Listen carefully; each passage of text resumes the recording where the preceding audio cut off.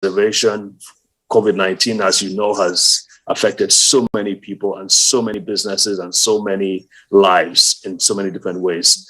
And so we just thank God that we are in a good position to continue to do and to serve in the way that we are serving. I personally am especially grateful for the protection. We have traveled all over the United States for the work that we're doing with the Brain and Body Foundation. And especially we're grateful to you, our viewers, for your patronage, your faithfulness to watch these programs, to give us feedback, and most especially for the award that we won recently. We have been we were nominated, and later on we won the award for the best TV program for the promotion of health. So thank you. We could not have done that without you. So thank you, and thank you again. The need for Nigerians like you and me to understand the basic fundamental principles when it comes to learning how to take control of your health could not be greater. This is not going to be the last pandemic. There are probably going to be worse pandemics.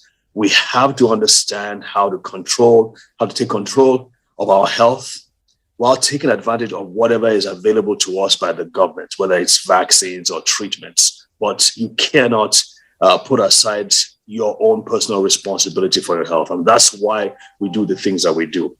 So we know that there are some basic things like you got to have enough sleep, you have to exercise, you have to move, you have to eat good food. You don't want to eat junk food all the time. You also have to be sure that you are taking your medications, especially if you are diabetic and hypertensive. As you well know, most of the deaths have been in people who are overweight, who have diabetes, who have hypertension, or some other kind of comorbidity or chronic disease. Those are the ones that are being killed, of course, aged by COVID-19. And many times it's because they did not have these diseases under control. So it is super important that we understand these things. In my opinion, something that we seem to have overlooked the most, and which is not being emphasized like I should, and I've come to have a lot of respect for the professionals who take care of this particular field. The field I'm talking about is the field of oral health, dental health, specifically the dentists who are taking care of of people within this field. What we are beginning to find out is that the health of your teeth and your gums has a very fundamental, very concrete effect on not just your brain health, but the health of your rest of your body. And it can be the deciding factor as to how well you age and how well you are able to control those other diseases that we're talking about. So this particular presentation will be super, super important.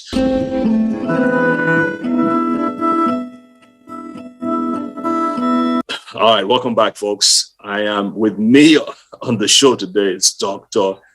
Dayo Uluwadara, who happens to be my former classmate from medical school. So we know ourselves all the way back to, we're aging out, we're dating ourselves now, but 1990. It was supposed to be 1989, but with all the strikes and all that. Anyway, we have been friends and classmates since 1990, and we went through all the trials and tribulations of medical school. He currently runs a thriving dental practice called, Sheba Dental, based in Texas, and is planning on opening one in California. Dr. Dayo, welcome to the show, sir. Thank you, my friend Dayo. It's nice to see all the achievements that you have made in the Brain and Body Foundation, and congratulations to you on the award. That's such an excellent thing. Thank you. Well done. Yeah. And it's nice to be on the show today. Thanks for having me. Yes, we've been working on this for a while, and we're really looking forward to what you have said. So it's interesting, folks, that we're both named Dayo, so we'll be going back and forth with Dayo. Just so you know. Okay, so tell us a little bit about your practice and what you do. I know you have a PhD in dental, along with your dental qualifications. So let's tell us a little bit about your focus on what you do at your practice. I care so much because of the care of the patient. The approach is to look at the patient, not just treating the mouth or the oral tissues, but looking at the patient as an holistic view. What's the impact of your oral health on your entire body? And coupled with my training in the doctoral degree in oral biology, oral cancer research, I kind of see a lot more that what the mouth, the impact of what happens in your mouth can actually reflect over your body. And research and documentation has shown that a lot. So in a nutshell, my entire goal is to look at my patient and be able to see and treat you beyond the mouth, kind of give you all the necessary oral medical advice that you need to take care of, not only of your mouth, but to take care of your entire systemic body as well.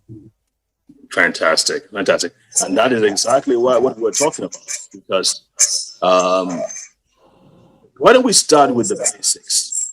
Why is it important to have good oral hygiene from your experience and from your research?